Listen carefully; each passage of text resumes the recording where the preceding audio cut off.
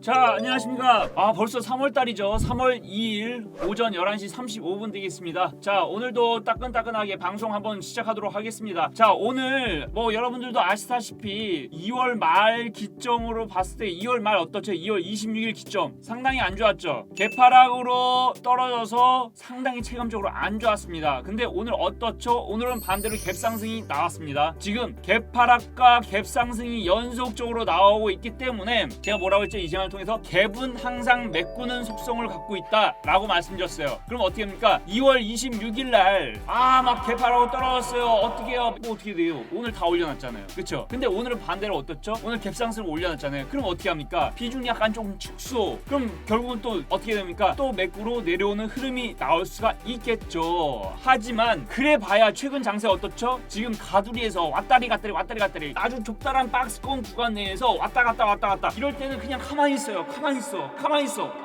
뭐 이렇게 매매를 많이 하려고 그래. 가만히 있으세요. 예, 가만히 있으시면 됩니다. 대신에 제가 말씀드릴게요. 자, 지금 보시는 차트는 항상 저는 미국 시장을 많이 말씀드리고 있죠. 이게 나스닥 차트입니다. 나스닥에서 저는 13,600 이 라인대까지는 한번 올라가 줬다가 이 라인대 13,600을 제압하는 흐름이 나와야지만이 우리나라 시장도 상승을 할 수 있는 구간으로 갈 수가 있겠다. 저는 그렇게 좀 보고 있습니다. 나스닥 제가 뭐라고 했죠? 12,000원 이 밑에 박스권 하단, 그 다음에 13,600 여기서 지그재그 박스권, 나스닥도 박스권, 우리나라 시장도 박스권. 자, 그러면 다우지수 산업 마찬가지 박스권으로 저는 보고 있습니다. 여기에서 음봉이 크게 하나 떨어져요. 예를 들어서 이 라인대를 이탈을 하죠. 만약에 29,000원 라인대, 여기가 상당히 중요한 라인대입니다. 여기 이탈하면은 하락 추세, 그 전까지는 계속해서 박스권으로 왔다 갔다 할 흐름이 나올 수가 있겠다. 저는 일단 나스닥 기준으로 말씀드립니다. 나스닥 기준 어디? 12,600 라인대 근처, 위쪽으로는 13,600, 여기에서 박스권, 이렇게 말씀을 드리고 있어요. 시장이 변동성이 굉장히 크기 때문에 원달러 환율 어떻죠? 미쳤죠. 원달러 환율 자체도 미쳐가고 있습니다. 1,100원에서 1,200원 사이 왔다 갔다 박스권 형태가 되겠습니다. 미국의 10년 만기 국채 수익률 어떻죠? 장대 양봉 이후에 지금 잠깐 쉬어가고 있는 구간입니다. 그리고 최근에 제가 천연가스 선물 시세에 많이 말씀드렸을 겁니다. 쌍봉처럼 보이지만 쌍봉 아닙니다. 지금 현재 이 라인대에 지지 영역에 있다는 거. 그래서 항상 윗방향으로 갈 수 있는 영역, 즉 박스권으로 지금 전 아직까지도 천연가스 선물 시세는 보고 있다는 거 말씀드립니다. 자, 그렇기 때문에 일단은 시장은 여기까지 말씀드리고요. 자, 2월 26일 날 연휴 전날 개파락으로 상당히 체감적으로 지수 안 좋았다가 오늘 갭상승 나오니까 어떻죠? 또 좋다. 하지만 갭이 또 발생됐기 때문에 갭은 또 메꿀 수밖에 없다라고 말씀을 드리고 있는 것이 되겠죠. 큰 의미의 박스권 자체는 이렇게 나오는 겁니다. 400 라인에서 408 라인대에서 430 라인대까지 큰 박스의 구간을 그리고 있고, 중간값 자체가 어디냐면은 지금 418 라인대가 중간값 정도가 되는 겁니다. 여기서는 중심자리 왔다리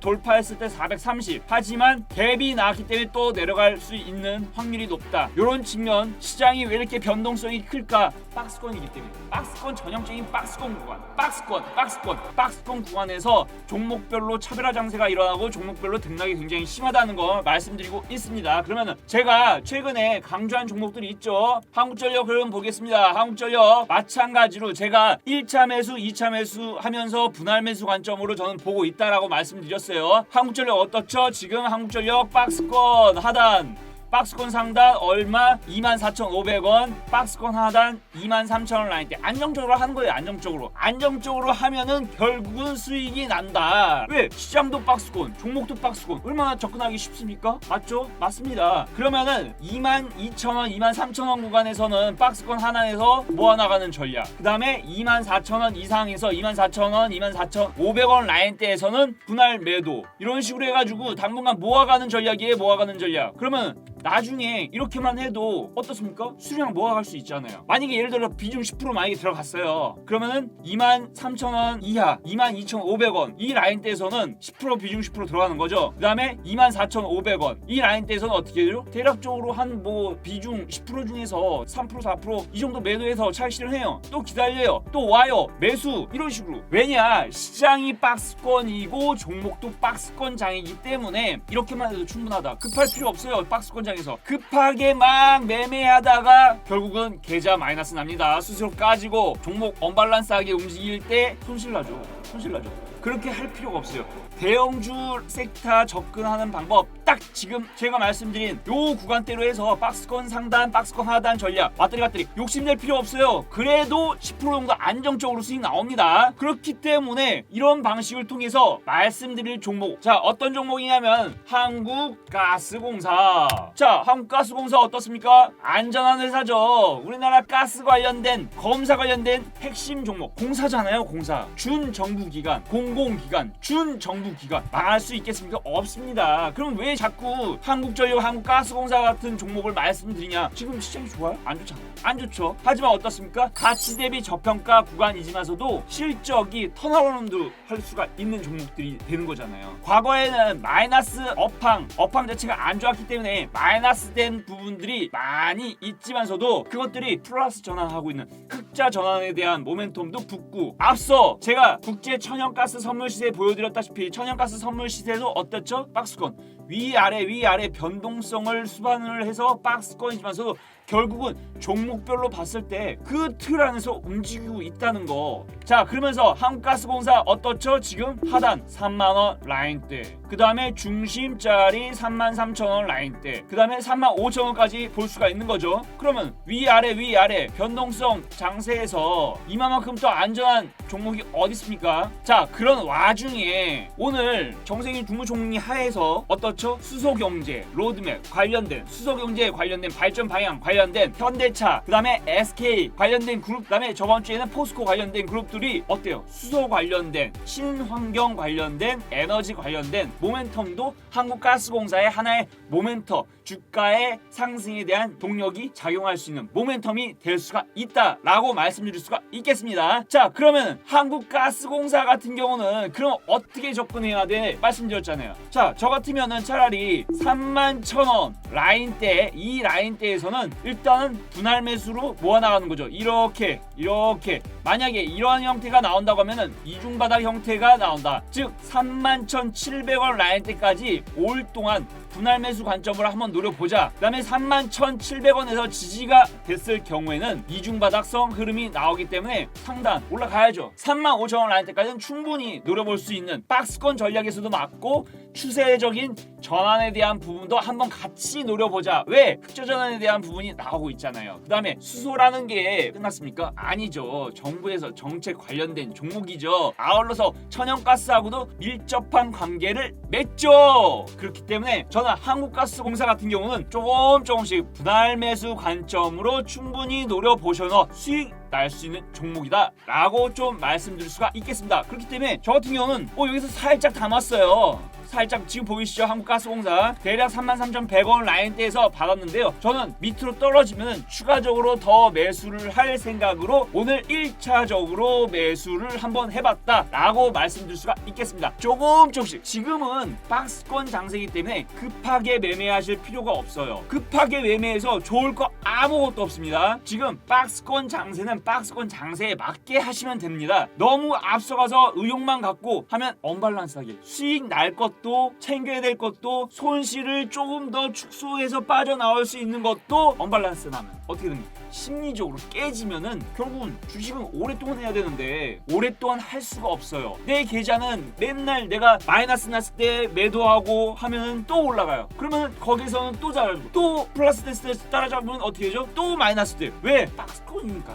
박스권을 인정을 하고 그 다음에 시장을 접근하는 겁니다. 박스권 장이기 때문에 마이너스 된 종목이라고 해도 결국은 또 올라와요. 올라오더라도 또 조정 나와요. 박스권에 대한 부분입니다. 이런 부분, 이런 전략을 갖고 만약에 한국가스공사 같은 경우는 31,000원 정도 오면은 거기에서는 또 들어가는 거죠. 1차 매수, 2차 매수. 내가 보는 관점에서 어떠한 전략을 딱 세워놓는 거예요. 전략을 세워놓고 그 전략에 의해서 분할 매수 관점으로 접근을 하시고 관련된 종목에 대한 모멘텀이 끝나지 않은 상태에서는 이런 박스권 전략으로 대응을 하면서 박스권 상단으로 올라가면 비중 좀 줄여놓고 이런 부분들이 병행이 돼야 되는 시장이 바로 박스권 시장이 되겠다라고 말씀드릴 수가 있겠습니다. 원달러 환율도 마찬가지로 등락이 굉장히 커요. 미국 시장도 등락이 굉장히 큰 상태입니다. 그렇기 때문에 시장에서 박스권 시장이 되면은 개인 투자가들이 여럿 죽어납니다. 예전부터 항상 박스권장은 변동성을 수반을 해서 움직였다는 거 꼭 기억하시기 바랍니다. 아울러서 말씀드렸다시피 지금은 박스권 장세기 때문에 못 올랐던 종목들이 오히려 상승을 할 수 있는 시장이에요. 그렇기 때문에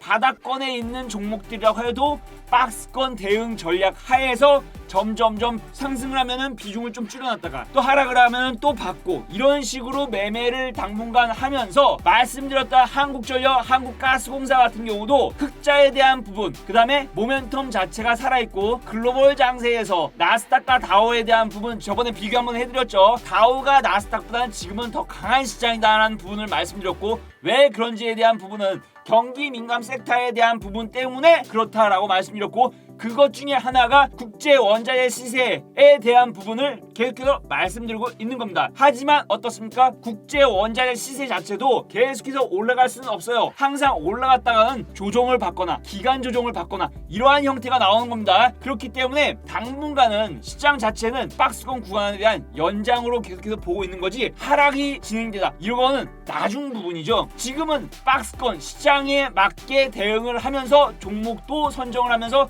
종목에 대한 전략까지도 오늘 이 시간에 드렸다는 거 말씀드리면서 내일 이 시간에 또 찾아뵙는 걸로 하겠습니다. 시청해주셔서 감사합니다.